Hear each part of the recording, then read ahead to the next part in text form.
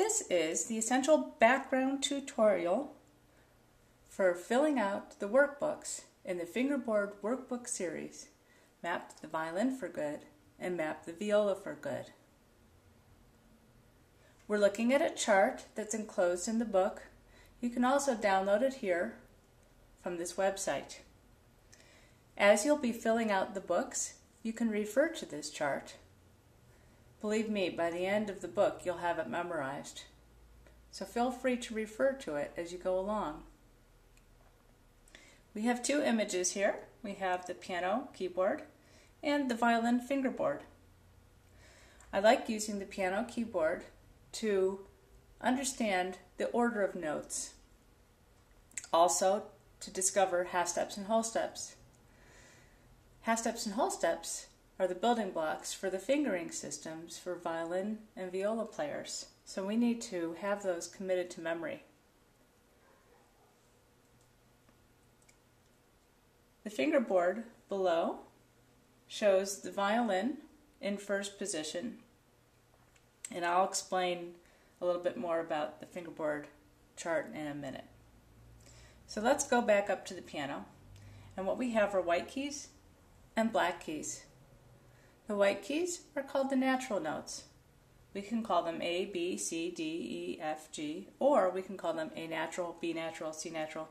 It means the same thing. The black keys are the sharps and the flats, and they slightly alter the natural notes.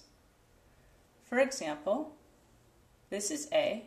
If we put a sharp sign in front of it, it would move up to this spot here, and this note would be called A sharp. Here's a B. If we put a flat in front of that B, it would move down to this spot, B flat. And yes, A sharp and B flat are the same note. Just like the word two can be spelled 3 different times, it's still pronounced two. This note, whether you call it A sharp or B flat, will sound the same. Here to here is a half step. Here to here is a half step. Here to here is a whole step.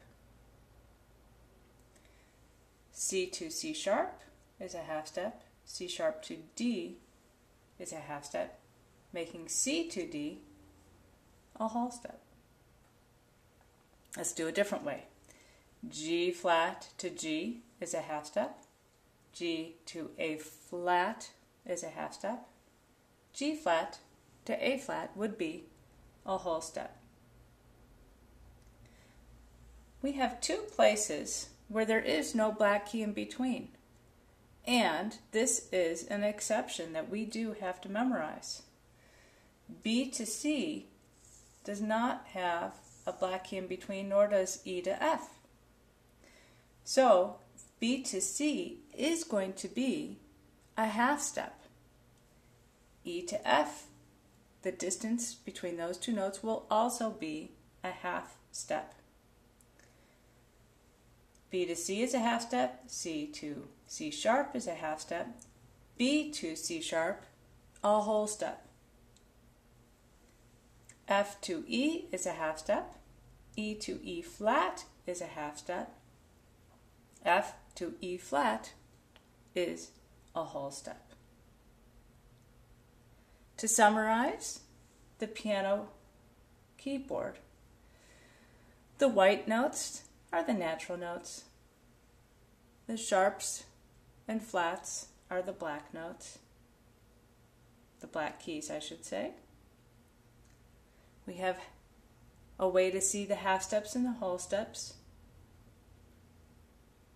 If we did all half steps, we would go like this, here, here, here, here, here, here, and so on.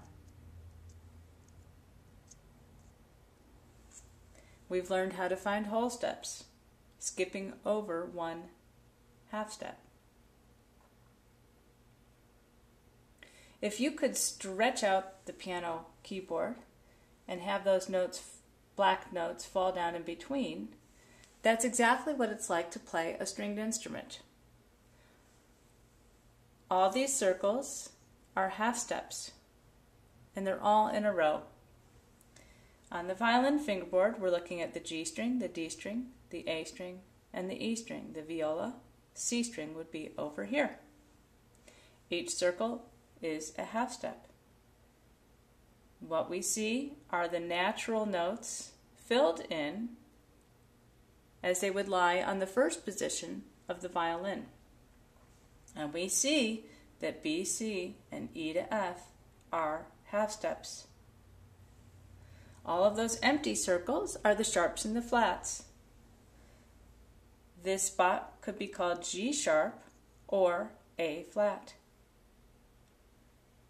This spot could be called A sharp or B flat. To find half steps and whole steps, here to here is a half step, here to here is a half step, here to here a whole step. Here to here is a half step, here to here is a half step, here to here is a whole step. We have a fingering system on the outside here. For example, let's look at the A string. We have first finger playing B. If we had B flat, it would be first finger in the low spot. If we had B sharp, it would be first finger in the high spot. And I need to clarify that B sharp. I didn't talk about that earlier. B sharp is the note C. C flat is the note B. E sharp is the note F. F flat is the note E. A little quirky in those areas. B sharp is the note C. C flat is the note B. This spot could be called C sharp or D flat. Now our fingering system, if it were called C sharp, I would use second finger high. Same letter, same finger. C, C sharp. Too low, too high. If we had this spot called D flat, same letter, third finger D, third finger low for D flat. 3, 3 low, D, D flat. And that's the fingering system that I used in the Fingerboard Workbook Series.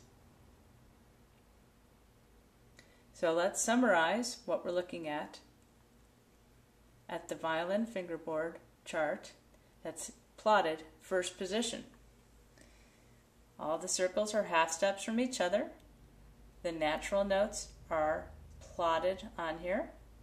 All of these empty circles are the sharps and flats. We have our fingering system, and the way to find half steps and whole steps is like this. Here to here is a half step, here to here is a half step, here to here is a whole step. When we play the violin and viola, a half step would have fingers touching, and a whole step would have fingers with a slight space in between. Before I wrap up, some people have tapes on their instruments, and it's extremely helpful to indicate where those tapes are on these charts.